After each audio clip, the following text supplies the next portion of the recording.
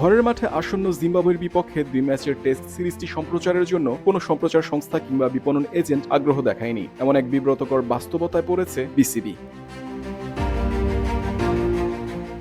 সিরিজটি শুরু হওয়ার কথা আগামী 20 এপ্রিল। এ লক্ষ্যে গেল 19 March BCB expression of interest আহ্বান করে। সঙ্গে চাওয়া হয় আর্থিক প্রস্তাবও। প্রস্তাব জমা দেওয়ার শেষ সময় ছিল 7 এপ্রিল। মজার ব্যাপার, কেউ আগ্রহ দেখায়নি। বাংলাদেশ জিম্বাবুয়ে সিরিজ সম্প্রচারে কারো আগ্রহ না দেখানোর অন্যতম কারণ আইপিএল, পিএসএল। আর্থিকভাবে বাংলাদেশ জিম্বাবুয়ে সিরিজ লাভবান হবে না বিবেচনায় কেউ সম্প্রচারে আগ্রহী হয়নি।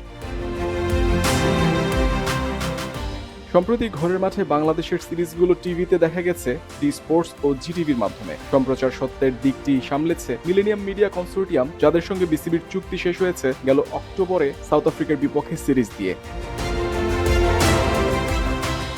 বাংলাদেশে আইসিসির সম্প্রচার সত্ত্বধারী প্রতিষ্ঠান টোটাল স্পোর্টস মার্কেটিং এর সিইও মোহাম্মদ মইনুল হক চৌধুরী বলেন, বিজ্ঞাপন বাজারে চরম মন্দা থাকায় তারা জিম্বাবুয়ে সিরিজের সত্ত্বের জন্য আবেদন করার কথাই ভাবেননি।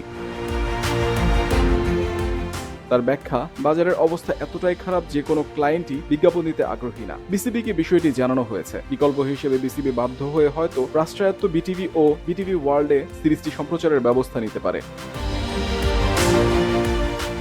এ বিষয়ে বিসিবির প্রধান নির্বাহী নিজামুদ্দিন চৌধুরী বলেন, এখনো কোনো কিছুই চূড়ান্ত হয়নি, তবে বিসিবি আশাবাদী। এই বাস্তবতায় বাংলাদেশ ক্রিকেটের ভবিষ্যৎ সম্প্রচার পরিকল্পনা নিয়ে বিসিবিকে এখনই নতুন করে ভাবতে হচ্ছে।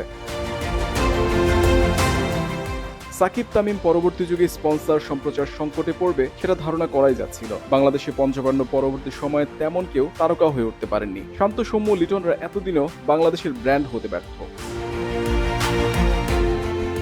বাংলাদেশ জিম্বাবুয়ে সিরিজ দিয়ে ফিলিস্তিনিদের সাহায্য করতে পারে বিসিবি। টিকিটের অর্থ কিংবা সম্প্রচার সত্ত্ব থেকে আয়ের কিছু অংশ ফিলিস্তিনে পাঠালে সেটা হবে মহৎ উদ্যোগ।